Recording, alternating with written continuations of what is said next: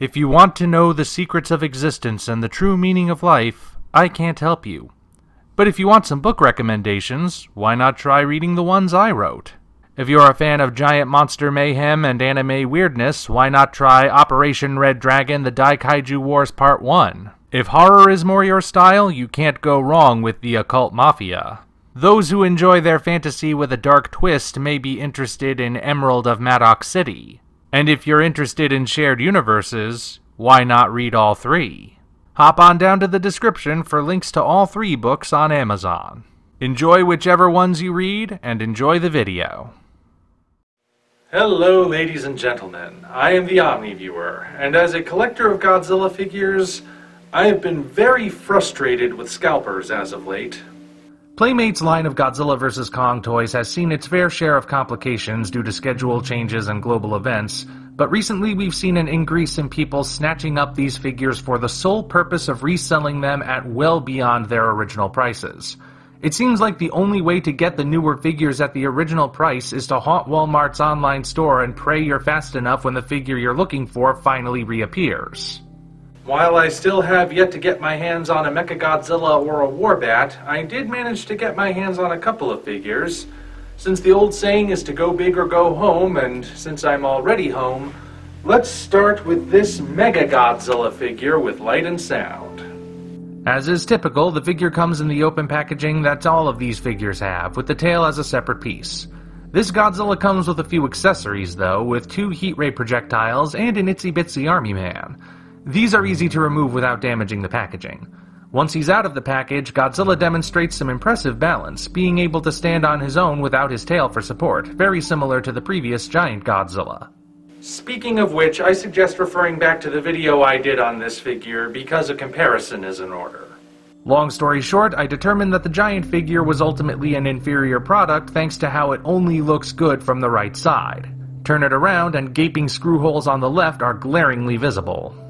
So the big question is whether or not the Mechagodzilla is an improvement or just more of the same. The first major difference we can see is in tail assembly. Whereas the giant figure has a tail that plugs in, thus allowing it to rotate but not much else, this tail is attached via ball and socket like the 6-inch figures. You really have to work at it to get it on, and you might need to soften it like the NECA figures of old, but once it's on, it's not coming off. The ball joint allows for slightly more movement than the plug, but only by a little. The second big difference is, well, a big difference. The giant figure was 11 inches tall, while this new mega figure is 13 inches tall. That may not seem like much of a difference until you put them side by side. The mega figure is overall much bigger, though it covers the same overall space. I attribute this to the tail being stubbier than the other figure's tail. It doesn't look disproportionate, but it is noticeably shorter. Now the big test comes when we turn the figure around. Remember, the giant figure has large holes that leave the screws visible all down the left side. We turn the mega figure around and... thank the Lord! It seems Playmates listened to the feedback and plugged the holes, leaving no visible screws at all. Now their solution is far from perfect. As you can see, the paint on the plugs doesn't quite match the paint on the main body, so they still kind of stand out. Even so, this is a vast improvement over the unfilled holes. Put them side by side and it's obvious the mega figure looks better. Now there is one visible screw on the body. It's the screw that holds the battery cover in place just above Godzilla's crotch. Given that the batteries will eventually have to be changed on this thing, that one is unavoidable. Fortunately, it's in an unobtrusive place that's easy to ignore. Getting back to the right side, this is where we find the button that activates the light and sound, as well as the speaker holes. Despite being an obvious break in the mold, the button is incorporated organically and the paint matches the body better than the plugs on the other side. The speaker holes are in Godzilla's armpit, and thus are relatively easy to hide. Also worth noting is that Godzilla's head is part of the body sculpt this time. The giant figure, you may recall, had the head as a separate piece made of rubber instead of plastic, and it was clearly more detailed than the body. For the mega figure, the head and body are all one piece, allowing for consistency of detail. The only separate piece is the jaw, which has a little bit of give to it. These are all thanks to the action part of this action figure, but we'll get to those momentarily.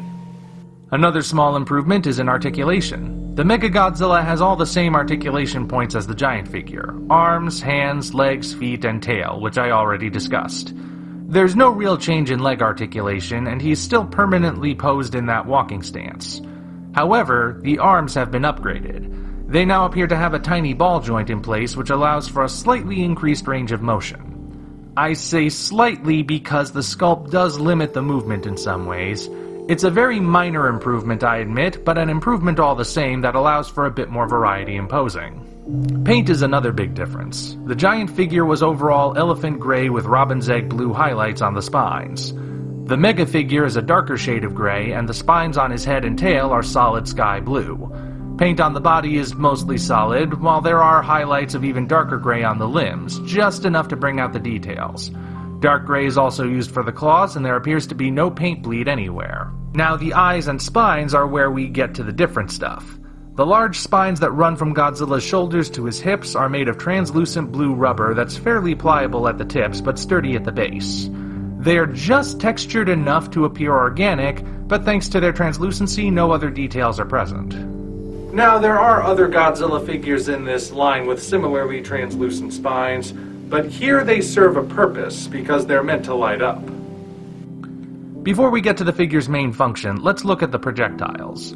These objects represent Godzilla's heat ray and are designed to fit into the loading mechanism in the mouth.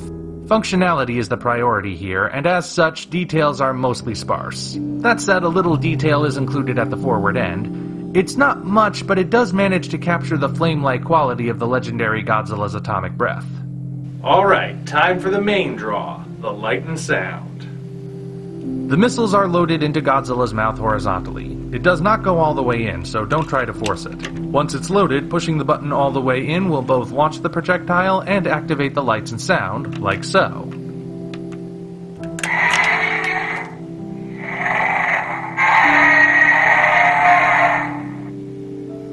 The lighting sequence, as you saw, goes from head to tail as it does in the movie.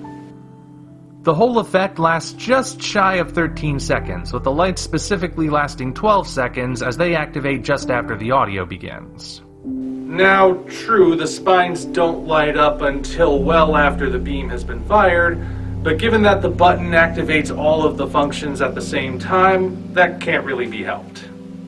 The sound of Godzilla's roar is nice and clear, and there are different variations the figure cycles through. In the time that it remains illuminated, it looks really cool. Unfortunately, it also highlights a problem that's been far too common with these figures. In the past, I've noted how Playmates has had a really hard time getting the eyes even, which I guess is kind of understandable given how tiny they are, even on these big figures. When the lights on Mechagodzilla are not activated, the eyes appear dark and featureless, but when lit up and viewed head-on, we see another example of Derpzilla. Well, no figure is perfect. Honestly, I don't know why they didn't take a cue from the old Trendmasters Godzilla and just not bother adding pupils. It would have been better looking in the long run. At this point, I suppose I could start nitpicking for various things like the limited details or the shortness of the tail, but I think at this point we should remember that this thing is designed to be a toy. As such, it would be unfair to judge it in the same way we might judge an X Plus statue or an SH Monster Arts figure.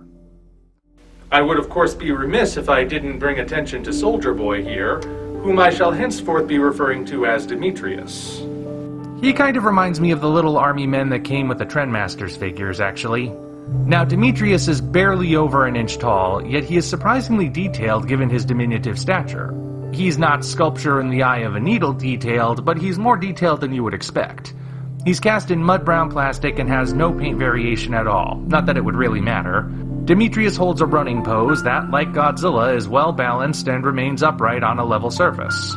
It's up to you if this intrepid fighter is running away from Godzilla or towards him. Overall, this figure is a vast improvement over the previous giant figure, and thus gets a higher recommendation. It's still not perfect, but improvements are improvements, and I appreciate that Playmates has stepped up its game with this one. You know, this kind of reminds me of the old Trendmasters Godzilla figures they made when I was a kid. And I was quite fond of those, so I find myself being quite fond of this guy. Maybe that's a bit of nostalgia clouding my judgment, but overall, I'm quite satisfied with this figure. Until such time as we meet again, This is the Omni Viewer signing off.